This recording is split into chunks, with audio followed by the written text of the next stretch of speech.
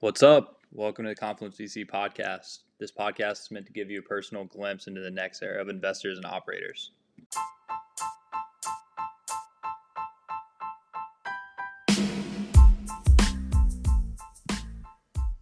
This week we out on Warson at UP.Partners. UP is an early stage fund that partners with entrepreneurs building companies that support multi-dimensional mobility. Within a role, Ali focuses on sourcing and evaluating the next wave of companies, making it easier for people to get from point A to point B. In this talk, we discuss the changed landscape of mobility and growth areas within the space, unlocking economic value by better mobilizing emerging markets, the role of being contrarian in venture, how VCs can participate in the creative process, and prioritizing execution over ideas.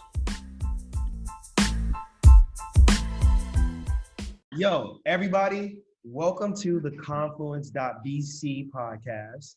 We have our homie, someone we really just fan out on, Ali in the building from UP. She has an incredible background working in places Acme, Google, and a ton of other spots. She's been super supportive of the community and generally just a very bubbly personality that I want to get to travel with me and play at some point. I'll let her take it over from here. How about to get started, you give us in 2 minutes or less a quick overview of your dope background.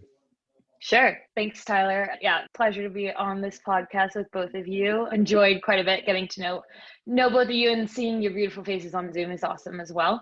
And I know this is audio, but everyone should look you guys up because you both are very, very amazing, talented human beings. So my background is I am a Bay Area native. I wanted to go to a college where I knew no one, so I went to Vanderbilt in the South.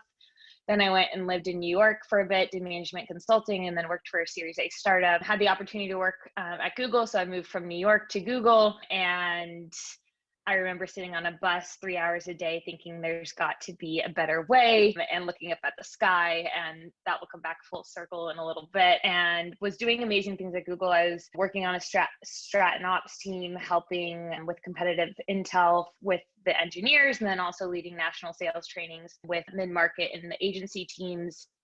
I felt like I had a very early midlife crisis of wanting to make a bigger difference. So I sat on the couch of one of my mentors at the time, Scott Stanford, and he listened to me complain for 2 hours. And then at the end of it said, let's write a job description together. I want to hire you. And so I went and worked for Scott at what was Sherpa. And then we rebuilt the firm to become Acme Capital with Haney Nada from GGV. And then 2 years later, I had the opportunity to build a new firm with some absolute visionary people, Ben Marcus, Cyrus Zagari, and Adam Grosser. So I moved down to SoCal, and that's where I am now at Partners. Okay, you're going to have to give us an elevator pitch on it, because I looked into Ben, big fan of him, like from co-founding Jet Aviva. And I might be wrong, but apparently he sold like $1 billion of planes. Founding AirMat, which is an incredible company. They got everybody in their cap table, like Microsoft, Qualcomm, Airbus, Sony, Rakuten. I don't even know how that came about. This fella is a savage. And I'm curious as to how you got into it with him and then just what you all are working on. Yeah, Ben is a savage. That's a great description for him. So Ben and Cyrus actually they were best friends when they were 11 years old, and they started as cadets at the Santa Monica airport. And then they both went on to become aerospace engineers and founded Jet Aviva. They co-founded it, which is the largest private plane brokerage in the world. And then Ben also founded AirMat, which has raised over $100 million in venture capital. He's currently still the chairman. And then Adam Grosser ran Silver Lake's $750 million growth equity fund at Silver Lake. So the three of them are total rock stars, and they all share a vision of that there's this underutilized third dimension, aka the sky. And it's crazy to think about, especially in LA, the amount of traffic that we all sit in on it, not anymore, but used to on a constant basis, and thinking about how can we tap into this sky opportunity. So they created something called Up Summit, which is a huge conference every year. And then from there went on to create UP.Partners. So we're an early stage investment firm, and we're really looking for the founders that want to enable all things within mobility. That is fire. That is super fire. So when we think about it, Preston, and mobility, and we've seen it as one of the sectors that's seen really hard by COVID. Like for instance, my mother works at Boeing, and she's an executive assistant. Like they laid off half of the staff. And she's also, if anyone knows executive assistants, I'm putting that out there. Call my mom. She's crazy, amazing. But I'm curious from your perspective, outside of some of the obvious repercussions of the lockdowns, how has the category changed during the last 12 months? Yeah. Yeah, it's really interesting because I think most people assume mobility on the whole has been hit really hard. And I think if you look at the classic airlines like Boeing that are suppliers for the Uniteds of the world, Southwest, et cetera, they absolutely did get hit very hard and they're still trying to recover.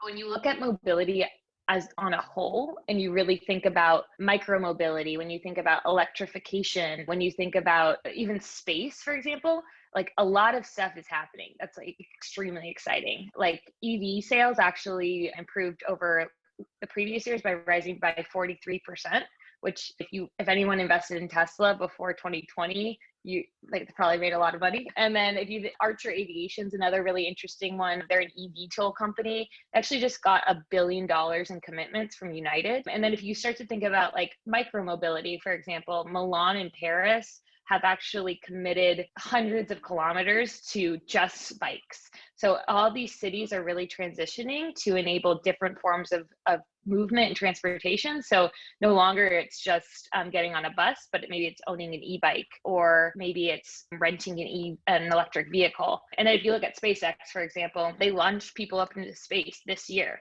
or 2020. So I think that it's a misnomer to think that mobility's gotten really hit. I actually think it's one of the few verticals that is rapidly innovating at a pace unforeseen to most people. And I feel very lucky to be at Up.Partners because I think it's all of the sudden, a lot of people are starting to pay attention to this, and we are like deep in the trenches with all things focused on transportation. That is beautiful. We actually just had on Asher from Starbucks.Aero for last week. We released that one today. I think you Cool. did a lot. And Awesome. I know you're brilliant. I know he would appreciate you. And we got to make that happen. You're not already. Yeah. Would love that. Speaking on that, a theme that you just hit on was just like how a lot of these things are heating up and evolving into, what the average investor considers to be in reach nowadays, whether that is because of the companies you name or companies like Joby Aviation. I'm curious as to what you think will be the bigger opportunities where other people should start looking, or you're looking at it as old news for the next 5 to 10 years. What's hot? What should we be? So one thing that we think about, and I think the entire venture community can align with this, is that we don't necessarily want to do the next big airplane. Like we don't want to do a huge hardware play. Joby is absolutely an amazing company, but we think what's more interesting is like, how is Joby getting their data, or how are they even building their AI models to think about autonomy, or what batteries are they using, and how can we think about the opportunities to optimize that battery solution? So we really think about everything around the bullseye, not the center of the bullseye. So one of the things that I'm most recently interested in is even thinking about data ingestion. And if you think about data 10 years ago, it was all numbers coming from computers and code.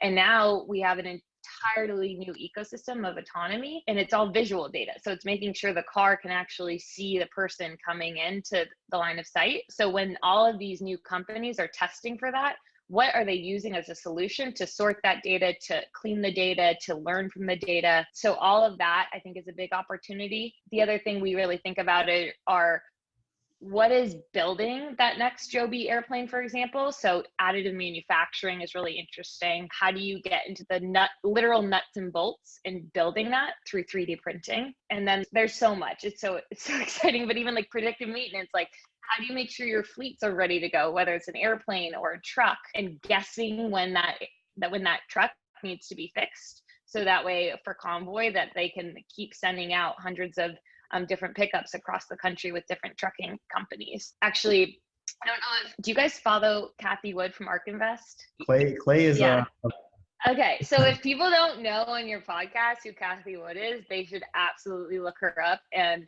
stalk everything that she does. She went from 300 million under management to 29 billion from 2016 to 2020. And she is, I think ARK Invest is the top 5 performing ETFs right now. But she declared that drone delivery platforms alone could generate 275 billion in delivery revenue, 49 billion in hardware sales, and 12 billion in mapping revenue. So that's all in the transportation sector. So there's a lot to capitalize on. I think you're going to see more and more unicorns popping up in the space over the next 10 years. Great. Wait, Clay, you got something to talk about there? Looks like this is something that Clay's stoked on.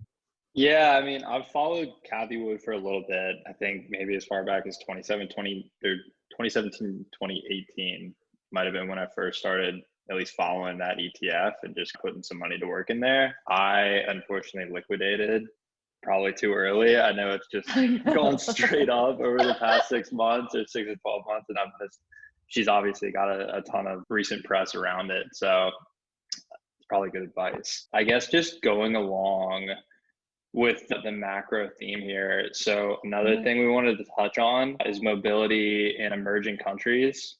So when we were prepping for this and doing a little bit more research about the category, we learned that over 1 billion people lack access to transport services globally. As a mobility focused investor, how do you think about the opportunity that exists within these currently underserved markets? And more specifically, how do you think about the unlocked economic value that's created once these areas are able to better mobilize? Yeah, I think it's a great question. And I think, so I relate what mobility is now to what digital health was 10 years ago, 5 to 10 years ago, and how you see digital health becoming ubiquitously relevant across the world, and how people overall are living longer, even with the pandemic. I'm an optimist at heart, and you can see our world is actually healthier on the whole. And I think with mobility, we're going to see in 5 to 10 years, more and more people getting access to very micro mobility solutions. You can already start. One of the things that we also think about is tracking trends. Asia, for example, is significantly more advanced in a lot of the mobility stuff than America or Europe, but Europe also is more advanced in everyone taking e-bikes to work. And then you start to unlock what are the opportunities within Africa and South America. And there's already a ton of companies doing a lot of good. Do you guys follow Zipline at all in Africa? Yeah, a friend of mine, ironically, I can't say who it is. They actually offered me a chance to follow on to that round, either as part of GBU. They're just way too late for us. Oh yeah. Adam Grosser he's a big time investor in Zipline, prior to joining up. And so I have a lot of insights into how they're doing, and they are just changing the game. And I think they're a perfect example of what positive stuff you can do with mobility. So they're moving blood around Rwanda via drones. There's another company named Lori Systems, and Josh is just one of the most amazing CEOs, and they're doing trucking in Africa. And there's so much opportunity, I think, and there's actually lower regulatory hurdles. So from an investor point of view, from a founder point of view, I think emerging markets are really interesting. Even India, you'll see all of the little scooters that people ride every day, making those clean and using battery solutions. That is super interesting too. So we're definitely looking macro and seeing how macro economy trends influence mobility in a more nuanced way. Oh, that's fire. I mean, I think we haven't had many people come on and talk about any macro environments or things that are evolving outside of the US. And it's always so intriguing to get that viewpoint. One thing, just to switch gears a bit, we hear a lot of people obsess over the idea of being right and not consensus, which is what you all have done, given where you decided to focus your capital and even backgrounds in general. Could you give us your thoughts on the role of being a contrarian investor? Yeah, and I love to hear your guys' point of view on this too, but I don't think you can be a good venture capitalist unless you are contrarian. I think if you are investing in something that every single person says yes and you believe is yes, I think you've missed the boat. I think you have to be willing to have a different point of view, and 90% of the time we're wrong anyways, so you might as well try to do something really out of the box and and try to be visionary and think in a way that other people aren't thinking. I don't know if either of you have a point of view on this question as well, because I think it's interesting to think about, and you both have been in this space for a while at this point too, seeing your teams debate opportunities and then how you personally think about challenging the normal point of view, if you will. Yeah. Clay, you want to run this? I can run it after you, or I can run it. I mean, I think it's an interesting topic. I think there's a ton of venture investors that kind of all sound the same when they're pitching at funds. Everybody loves B2B software, subscription-based businesses. That's a no-brainer. I think when that comes into play as an issue, that everybody's competing for the same deals. There's only so many good deals to go around, and there's now more and more capital at the table that a lot of these funds are just competing for adverse selection. So I think that's one factor to consider. But then I just think there's a lot of investors that are obsessed with having an outlandish opinion. And that's the way to be contrarian. So like, there's the matrix. It's like you can be right and non-consensus, or you can also be wrong and non-consensus. And I think there's a lot of people that are just throwing out ridiculous opinions with not a whole lot to back it up and just hoping that it works out in 5 to 10 years. And that's somewhat dangerous because there aren't ways to evaluate whether you're going to be right. So I don't know. I think there's just a lot of noise out there. It's tough to know if you're right or wrong on bets. I'm all over the place with my answer. But Tyler, what do you think? Yeah, I think about this a lot. And at Point 72, we took a hedge fund approach to constructing our portfolio. And I think that if you're going to do these kind of things, then you need to understand how they play into your actual portfolio construction. Because all of this at the end of the day is just like statistics, portfolio theory, and like what you're maximizing for. And those things have to play out, whether it be over one fund or several funds, based on what the odds of that strategy are. So if you're going to maximize your portfolio for like huge, like rocket ship companies that are like out of the blue that no one else is looking for, then you better write enough checks so that one of those or two of those can hit and be those outliers. If you're not, then you're better off doing a whole bunch of 2 to 7Xs that you think are very likely to hit. Because at the end of the day, everyone needs to hit their hurdles and beat them benchmarks. Like, I hate to be like the boring person here. No, it makes sense. Portfolio construction is real. Yeah. I don't understand.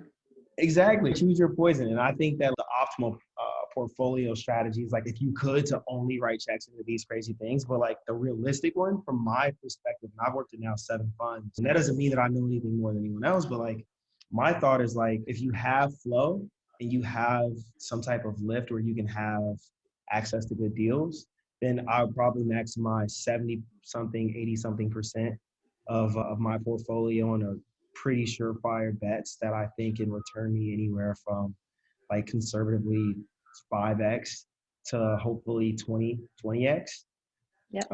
And then I will reserve the rest into very small checks and then moonshot ideas and follow on from there, raise SPVs when needed. I think that's probably how a good contrarian VC will work, while also ensuring, assuming they don't already have crazy success, ensuring their LPs and the rest of the community that they can be taken seriously as investors.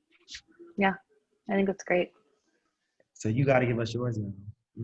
Yeah, I agree with you. I think about the portfolio construction piece. And I think you also have to think about when you're going to get returns as well. So if you think that something's going to be huge in 30 years, that's not a good opportunity for an early stage investor. So being really thoughtful about what's returnable is really important too. Oh my God. Yo, that's a theme that we've hit on in a few of these podcasts. And I think timing the why now is huge.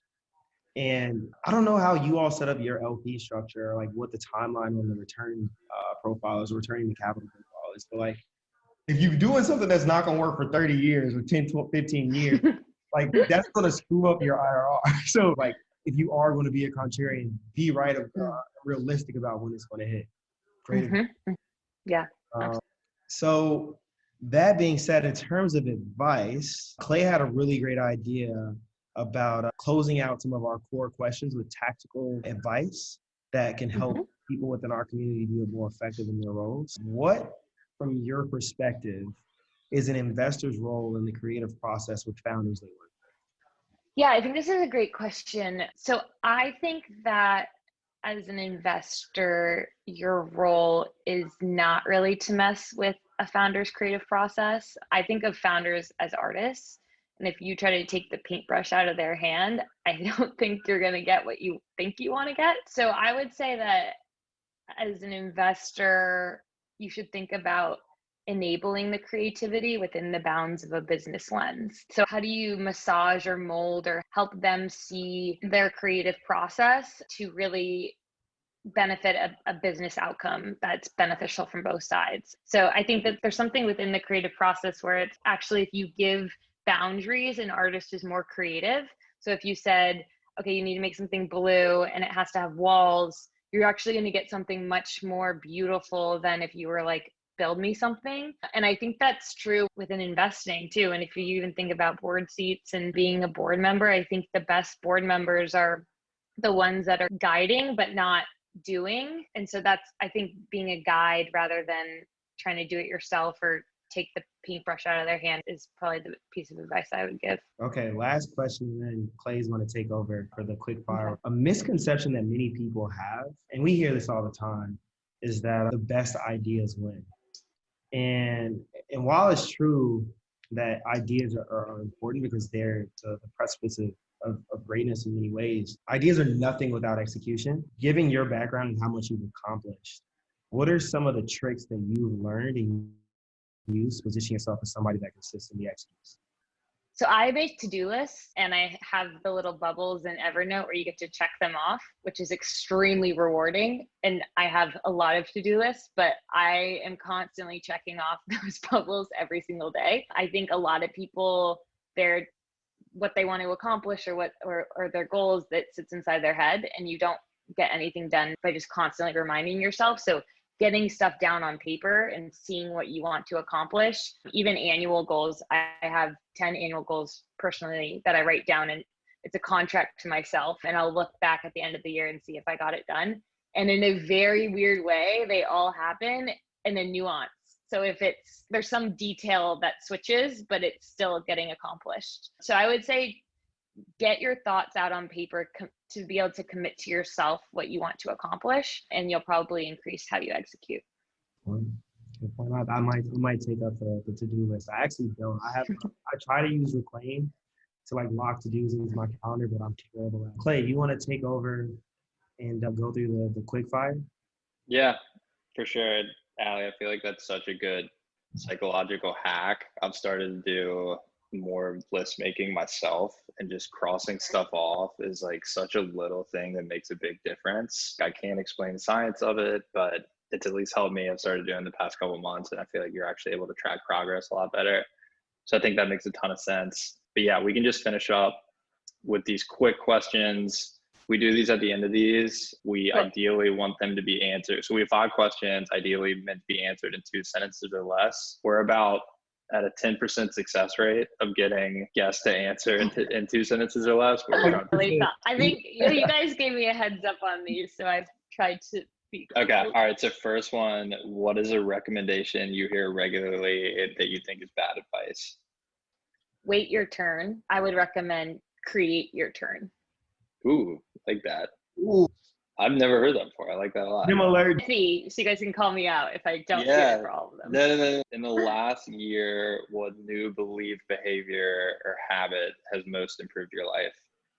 Be early. For anyone that hasn't read it, read Thank You for Being Late. Who's that by? I don't have the author off the top of my head. I think it's by Thomas Friedman.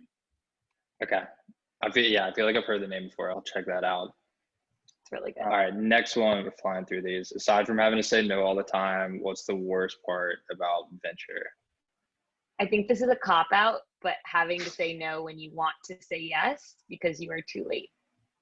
That makes sense. You mean in terms of like too much of the round has already been allocated or yeah, like it's a Series C and you're an earlier stage investor, but yeah, it's an amazing company. Totally. All right, next one, got 2 more. So a lot of this audience kind of skews to more of the junior VC side. It's more analysts, associates, or even people trying to break in. What's your best piece of advice for that crowd of people? I would say that getting into VC is not for the linear minded linear path-minded folk, you shouldn't do what you're asked to do. You should do what people don't expect you will do. And then you probably will get into venture. Totally. Okay, last one we do here. Who is a mentor or more than one that you'd want to give credit to for where you are today? The first mentors would be my parents because they're total rock stars. And then the second group of people, I would say, this is going to be more than 2 sentences, but I've been extremely thoughtful about who I work for throughout my life. So every major mentor for me has been my managers or bosses. So Felix at Google, Donna at Qubit, Scott Stanford at Acme, and then Ben, Cyrus, and Adam, who I work for now. They are needle movers for me and guides. So I'm extremely grateful for all of those people. It's awesome. With that, is there anyone that you would like to see on the Confluence podcast, a part of our community?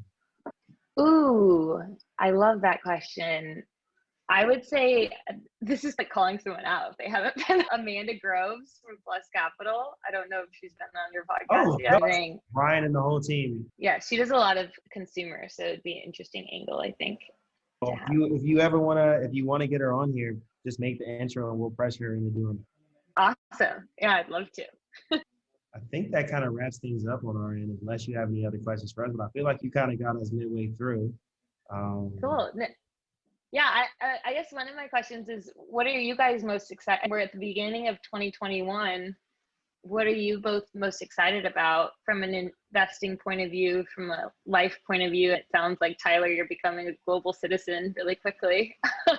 but what is waking you guys up every morning and exciting you? Like, one thing that I'm monitoring a lot, just because it has a lot of personal relevance to what we built with Confluence, the idea of community-led growth. I know Corinne over at Greylock just wrote a really good piece on this that goes deep into the strategies that some of these direct-to-consumer companies have used in the past to engage their customer base more, and not just have them where it's more of an audience where there's just one single point of communication pushing down, trying to facilitate more ways for it to act as a community and then to interact with each other based on common interests. Seems like in the past, a lot of that has just been more on the direct consumer side, but now more B2B businesses are offering similar services.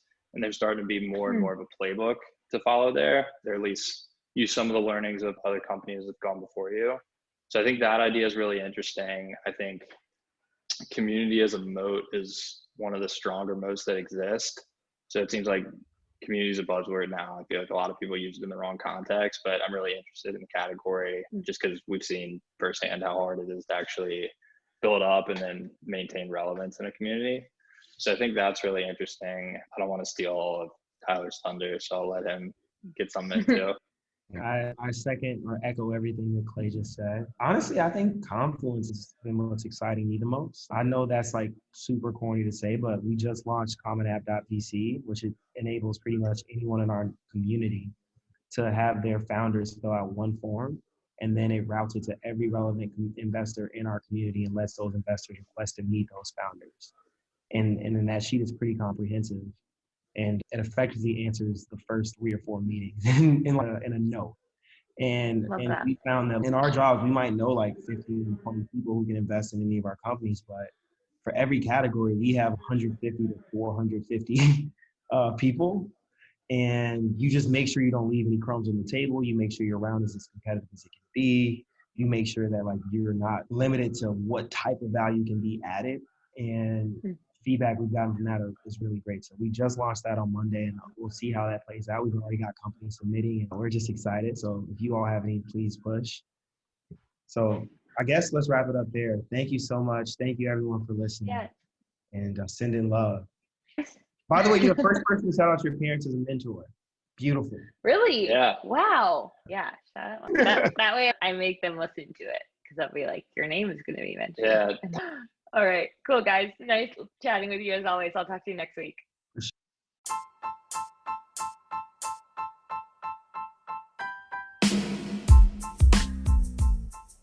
Huge thanks again to Allie for coming on. We hope that each of you were able to pick up something valuable from this talk. If If you're looking to get in touch with Allie, we've linked her social profiles in the description below, and you can also find her contact info within the Confluence VC directory. For next steps, if you're an investor and have not already signed up to join, we encourage you to check out our website at www.confluence.vc to submit your info to become a member. If you have any feedback for us, please feel free to reach out directly either to Tyler at gpv.com or myself at clay@bunkercapital.com. Hope to hear from y'all soon.